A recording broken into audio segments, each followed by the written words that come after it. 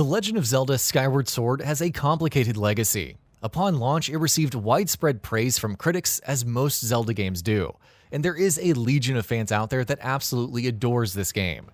But it didn't take long for a large number of people to take note of the game's many flaws, and eventually the consensus was that Skyward Sword was the lowest point of the franchise in a long time. Forced motion controls, an abundance of padding and filler content, excessive tutorials, extremely linear design. For all of those reasons and more, the backlash against the game was ferocious.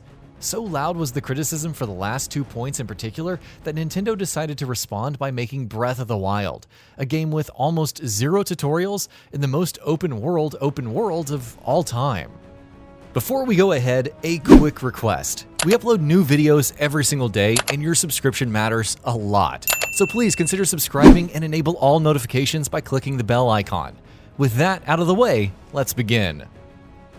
To celebrate Zelda's 35th anniversary though, Nintendo has brought Skyward Sword back into the limelight by remastering it and putting it on the Switch. More than a few times, games have been given a new lease of life on the Nintendo Switch, enabling them to capture larger audiences and, as such, more love and adoration than they would have when they first launched.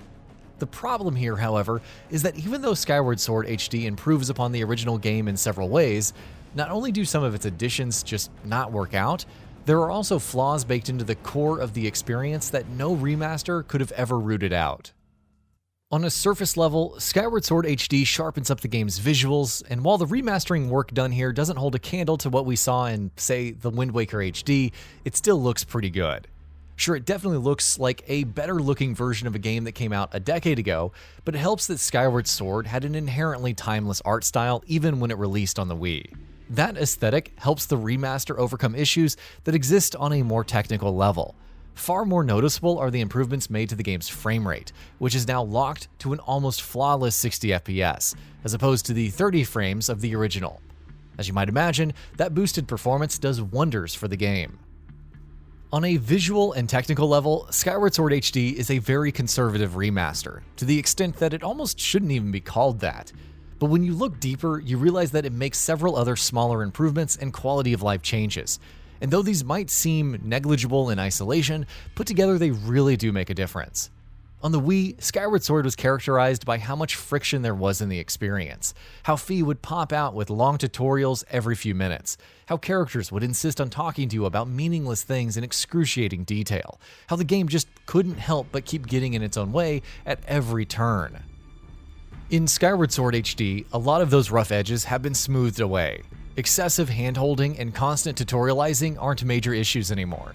Gameplay isn't constantly interrupted by needless dialogue boxes or prompts every time you pick up an item, and there's just far less friction in general, which means that the actual gameplay isn't interrupted nearly as often as it used to in the game's Wii version. That really does make a difference, to say the very least.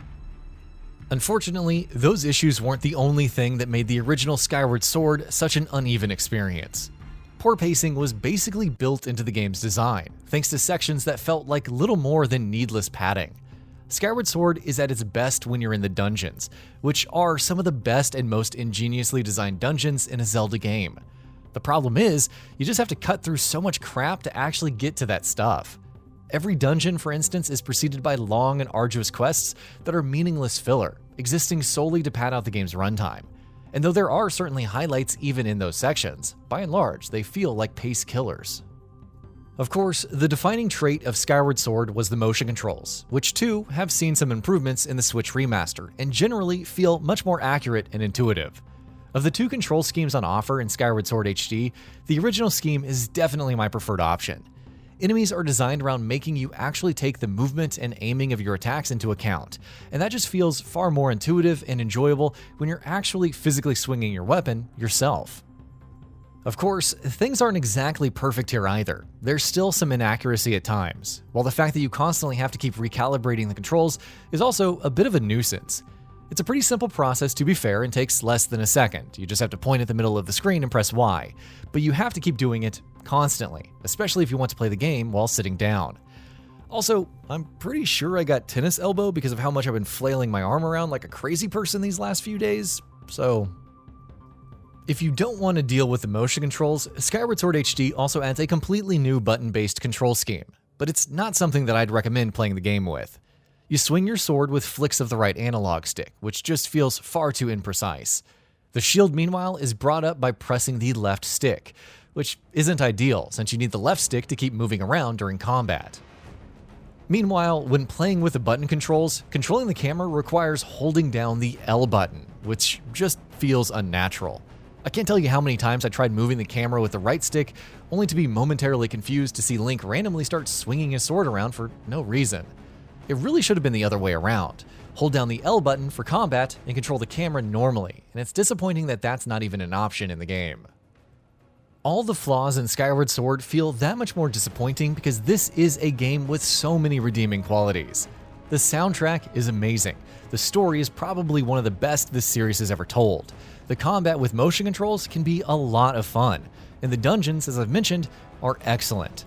Sure enough, Skyward Sword HD is a better game than the original Wii title, but for all of the improvements it makes, it is still a deeply flawed experience, and no amount of quality of life changes could ever fix that, because that's unfortunately just how the game was designed. I'd still recommend it to Zelda fans, because when Skyward Sword is good, it's very good. It's just that there's large portions of the game when it's far, far from good. And that about does it for this video. If you enjoyed what you watched and want to see more from Gaming Bolt, you can always hit that subscribe button and turn on the bell icon next to it. That way you will never miss any of our videos.